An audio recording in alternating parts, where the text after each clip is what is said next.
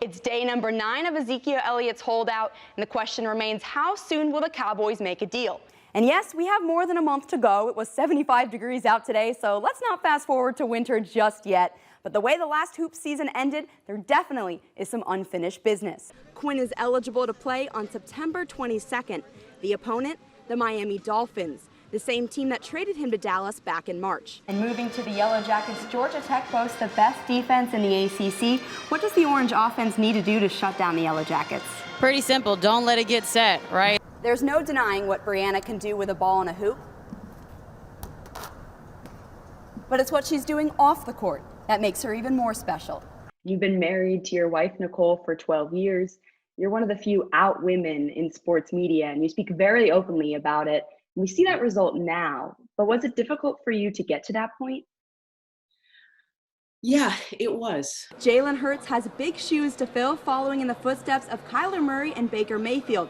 Both of them are Heisman Trophy winners. So the million-dollar question is, can Hurts make it a three-peat? Syracuse men's basketball coach Jim Boeheim has tested positive for COVID-19. He released a statement on Twitter a few minutes ago, and it says that following his most recent testing, he was informed that he tested positive. While winning the Sugar Bowl in 2019 is pretty sweet, the team is more focused on a Big 12 title. Texas had a chance on this field last year, but things didn't exactly go as planned. To put it in perspective, the last time Syracuse scored such few points, head coach Jim Boeheim was 3 months old. Francesca, moving to offense, 5 players scored in double figures. How was your team able to really work together and dominate the Orange? Well, it's the new play that will forever be played on loop.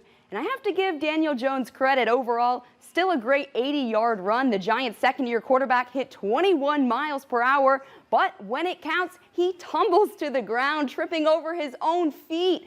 The Giants did end up scoring on the drive, but that's all anyone's going to remember. And what's worse for Central New Yorkers pulling for the G-men? Philadelphia rallied for a late 22-21 win. Certainly a tough loss for New York, but a very memorable moment, especially for Daniel Jones. That's your look at sports. I'm Jenna Fink. He looked at me and he said, well, you have a decision to make. Do you want to be black or do you want to be a football player? Former Syracuse University football player Greg Allen was asked that question by his head coach, Ben Schwartzwalder.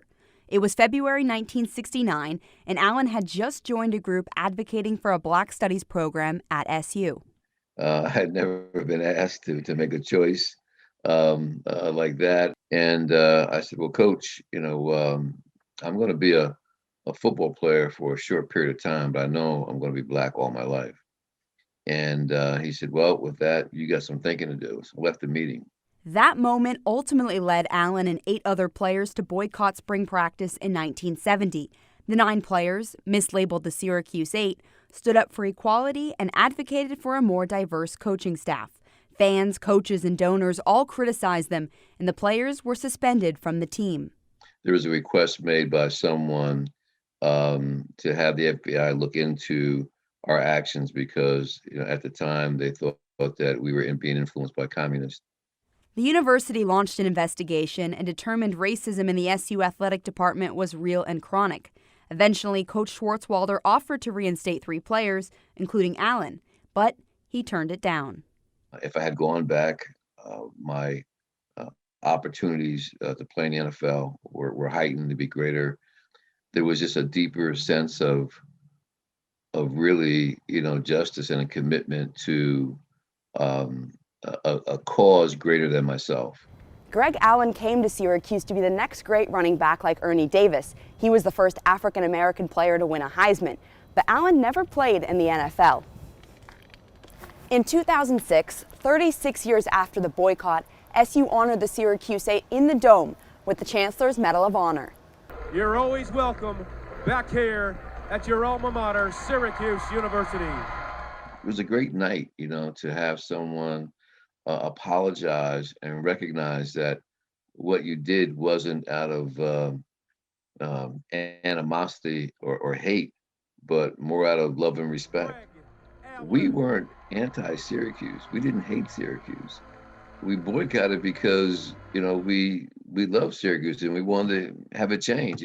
Now, Allen says he sees his fight for social justice playing out again decades later with Colin Kaepernick and George Floyd.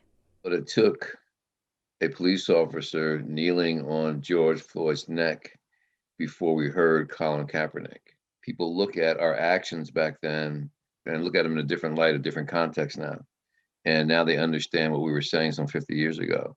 In Syracuse, I'm Jenna Fink. Only 4 weeks until TCU kicks off the 2019 football season. Head coach Gary Patterson has yet to name a starting quarterback, but he's not just deciding between two guys. No, 6 players are fighting for that spot. The competition level and all that is, for me, I'm a lot more comfortable right now where we fit and what we do than I felt like probably in 2 years. So, we'll see how that all turns out. They all get along. They're good friends. Grad transfer Alex Delton and junior Mike Collins are 2 of the quarterbacks vying for the spot. They understand the benefit of a little friendly competition.